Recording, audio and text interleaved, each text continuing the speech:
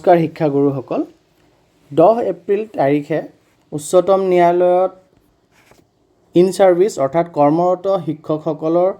TET বাধ্যতামূলক যি সিদ্ধান্ত সেই সিদ্ধান্ত সুপ্ৰিম কোৰ্টৰ ফালৰ পৰা আহিছিল তাৰ ওপৰত যি পিআইএল ফাইল হৈ আছে আৰু ৰিভিউ পিটিশন ফাইল হৈ আছে সেই সম্পৰ্কে শুনানি আছিল আৰু এই শুনানিত পিআইএল খাৰিজ কৰি দিলে সুপ্ৰিম কোৰ্টৰ ফালৰ পৰা আৰু যি 45তকৈ অধিক ৰিভিউ পিটিশন পেন্ডিং হৈ আছে বিভিন্ন পক্ষ আৰু ব্যক্তিয়ে এনে ধৰণৰ ৰিভিউ পিটিশনবিলাক ফাইল কৰিছিলে হেয়া সুপ্ৰিম কোৰ্টত পেন্ডিং হৈ আছে আজি ভিডিঅ'টিত এই সম্পৰ্কে 10 এপ্ৰিলত কি ঘটিলে আৰু লগতে কৰ্মৰত শিক্ষকসকলৰ চাকৰি সুৰক্ষিত হৈ আছে নে এতিয়ালৈকে বা ভৱিষ্যতলৈ কি হ'ব গৈ আছে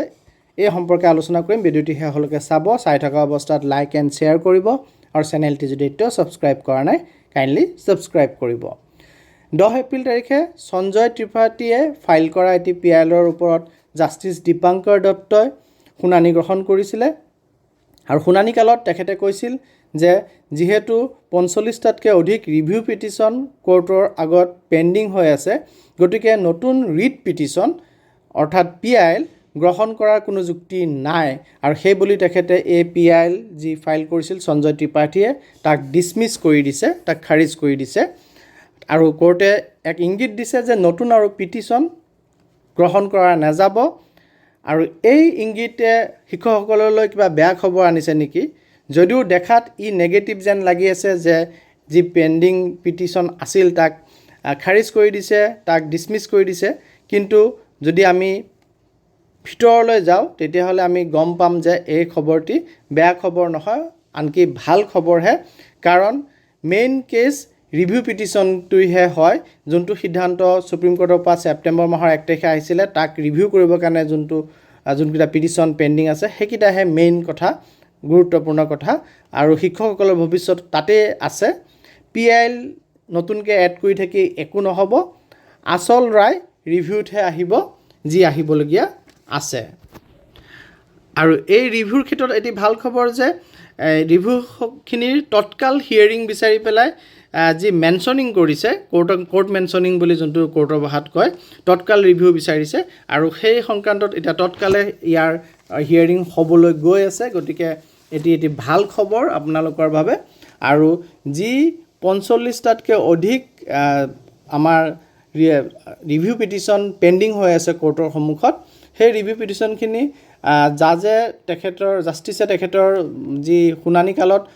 অৰেলি তেখেতে কৈছে যে এই 45টাতকৈ অধিক ৰিভিউ পিটিশনক একেলগে ক্লাব কৰি মানে একলগ কৰি এক্সট্ৰাকৈ নহয় একলগ কৰি এটা কুইক হিয়াৰিঙৰ জৰিয়তে তাৰ সিদ্ধান্ত ল'বলৈ গৈ আছে আৰু মেনশ্যনিং যিহেতু হৈছে অৰ্থাৎ ইয়াৰ গোচৰটোৰ গুৰুত্ব কোৰ্টে বুজি উঠিছে যে এই গোচৰৰ সিদ্ধান্ত সোনকালে আহিব লাগে গতিকে ইয়াক সোনকালে কুইক হিয়াৰিং ল'ব লাগে ডেটবিলাক সোনকালে দিব লাগে গতিকে 45টা গোচৰ বা তাতকৈ অধিক গোচৰক একেলগে অপেন কোৰ্টত হিয়াৰিং হ'ব বুলি জাষ্টিছ দীপাংকৰ দত্তই জনাইছে বা তাতে প্ৰনাউন্স কৰিছে গতিকে এইটো এটা বহুত ডাঙৰ খবৰ কাৰণ সাধাৰণতে যি ৰিভিউ পিটিশন হয় ৰিভিউ পিটিশন মানে সুপ্ৰিম কোৰ্টৰে জাষ্টিছ এগৰাকীয়ে যোনটো গোচৰত ৰায় দিছে সেই গোচৰটোত কিবা মেইন পইণ্ট ভাল মানে যোনটো যুক্তিপূৰ্ণ কথা বা কিবা কথা থাকি গ'ল বা কিবা ভুল হ'ল তেনেধৰণৰ আবেদন এটিকে ৰিভিউ পিটিশন বুলি কয় আৰু সাধাৰণতে সেইজন জাষ্টিছে নিজে সেই ৰিভিউ পিটিশনটো লয় যোনজনে আগৰ জাজমেণ্টটো দি থৈছে আৰু সেই জাজমেণ্টটোত কিবা খুঁটি নাটি থাকি গ'ল নেকি সেইটো তেখেতে চেক কৰে আৰু এই কামখিনি তেখেতৰ চেম্বাৰত হয় অৰ্থাৎ অপেন কোৰ্টত নহয় চেম্বাৰতে তেখেতে চাই পেলাই যদি ওপৰে তেনেধৰণৰ কোনো খুঁত দেখা নাপায় ভুল দেখা নাপায় তেখেতে সেই ৰিভিউ পিটিশন খাৰিজ কৰি দিয়ে আৰু সাধাৰণতে বেছিভাগ ক্ষেত্ৰত খাৰিজে হয় কিন্তু এই গোচৰটোৰ গুৰুত্ব বা এই ৰিভিউ পিটিশনখিনি শিক্ষকসকলৰ লগত জড়িত তাৰ গুৰুত্ব বুজি উঠি এই ৰিভিউ পিটিশনৰ শুনানি অপেন কোৰ্টত হোৱাৰ সম্ভাৱনা আহি পৰিছে আৰু অপেন কোৰ্টত হ'লে উকিলে কথা কোৱাৰ বেছিকৈ সুবিধা পায় তেখেতে যি দলিল দিয়াৰ সুবিধা ভালকৈ পায় আৰু তাত ভালকৈ সিদ্ধান্তটো সলনি হোৱাৰ সম্ভাৱনা বাঢ়ি যায় আৰু যদি চেম্বাৰত হয় তেতিয়াহ'লে সিদ্ধান্ত সলনি হোৱাৰ অৰ্থাৎ শিক্ষকসকল উপকৃত হোৱাৰ সম্ভাৱনা বহু কম থাকে, কিন্তু অপেন কোৰ্টত ইয়াৰ সম্ভাৱনা বাঢ়ি যায়। গতিকে শিক্ষকসকলৰ কাৰণে এটি ভাল খবৰ এইটো যে অপেন কোৰ্টত হোৱাৰ সম্পূৰ্ণ সম্ভাৱনা আছে। এতিয়া গোচৰটোৰ মূল কথা জানিবলৈ হ'লে বহুতে কনফিউজন থাকিব পাৰে যে মূল কথাটোনো কিয় গোচৰটো আহিলে। গোচৰটো জানিব হ'লে আমি অকণ পিছলৈ যাব লাগিব। পিছলৈ যদি যাওঁ তেতিয়াহ'লে 1 ছেপ্টেম্বৰ 2025 তাৰিখলৈ যাব লাগিব, য'ত সুপ্ৰিম কোৰ্টৰ জাষ্টিছ দীপাংকৰ দত্তৰ ফালৰ পৰা এটি জাজমেণ্ট আহিছিলে যে যিসকল কৰ্মৰত শিক্ষক আছে তেওঁলোকেও চাকৰি তেওঁলোকৰ বৰ্তাই ৰাখিব হ'লে তেওঁলোক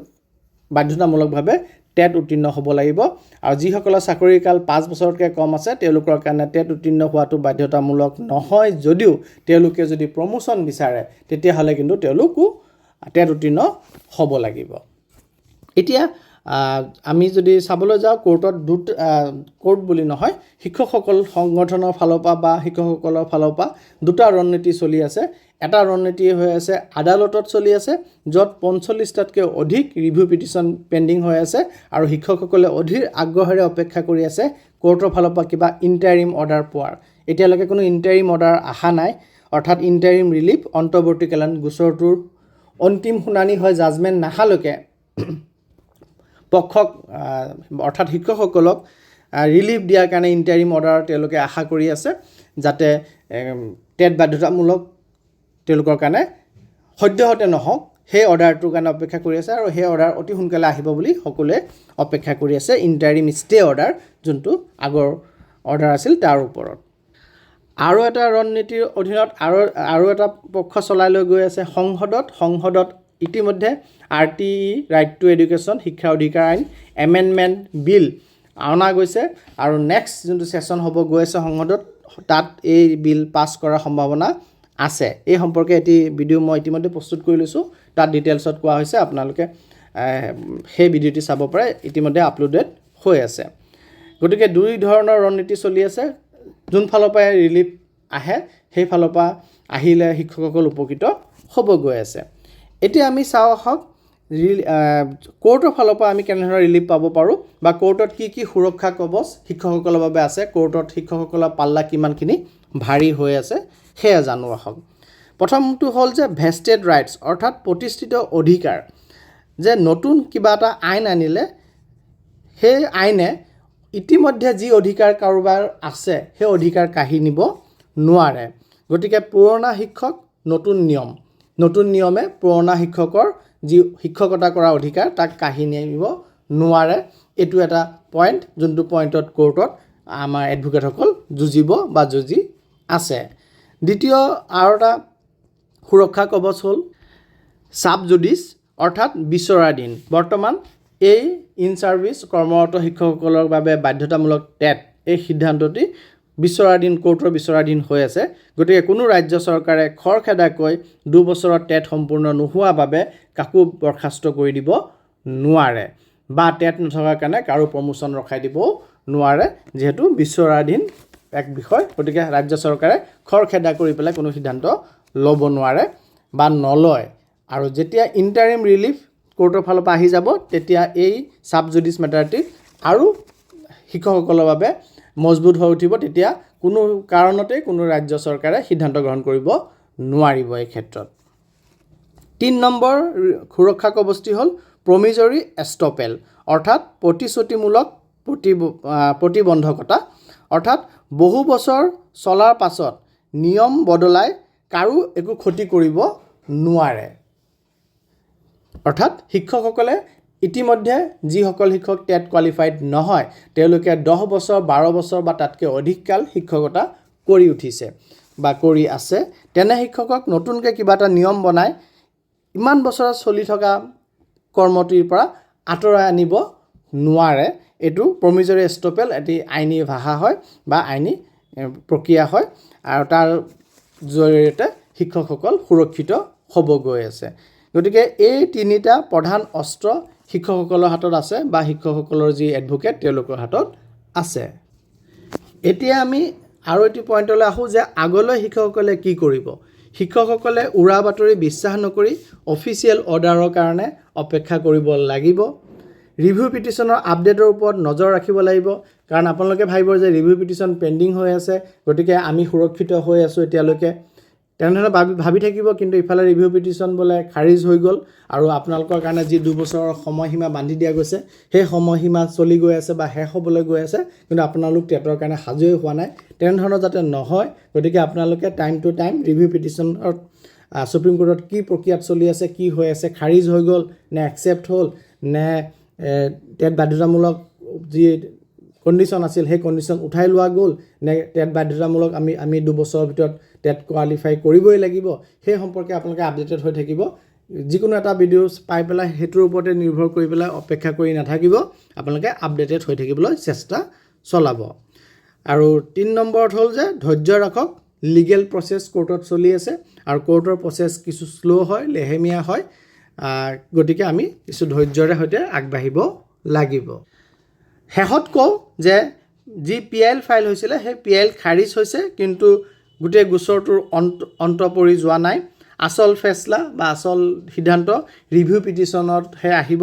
যি 45তকৈ অধিক ৰিভিউ পিটিশ্যন আছে তাত আচল ফেচলা আহিব। গতিকে আজিৰ তাৰিখত যদি কওঁ যে যিসকল কৰ্মৰত শিক্ষক টেট কোৱালিফাইড নহয়, তেওঁলোকৰ চাকৰি সুৰক্ষিত হৈ আছেনে? উত্তৰ হ'ব হয়, এতিয়ালৈকে সুৰক্ষিত হৈ আছে, যিহেতু গোচৰ এতিয়াও কোৰ্টত পেণ্ডিং হৈ আছে। অন্তিম ৰায় ৰিভিউ পিটিশ্যনত যি আহিব তাৰ ওপৰতে এই শিক্ষকসকলৰ, যিসকল টেট কোৱালিফাইড নহয়, তেওঁলোকৰ ভৱিষ্যত নিৰ্ভৰ কৰিব। আগলৈ কিবা আপডেট আহিলে মই আপোনালোকক দিবলৈ চেষ্টা কৰিম, আৰু তাৰ কাৰণে আপোনালোকে চেনেলটি ছাবস্ক্ৰাইব কৰি ৰাখিব যাতে সেই আপডেট মিছ নাযায়। ভিডিঅ'টি শ্বেয়াৰ কৰক, লাইক কৰক। ধন্যবাদ।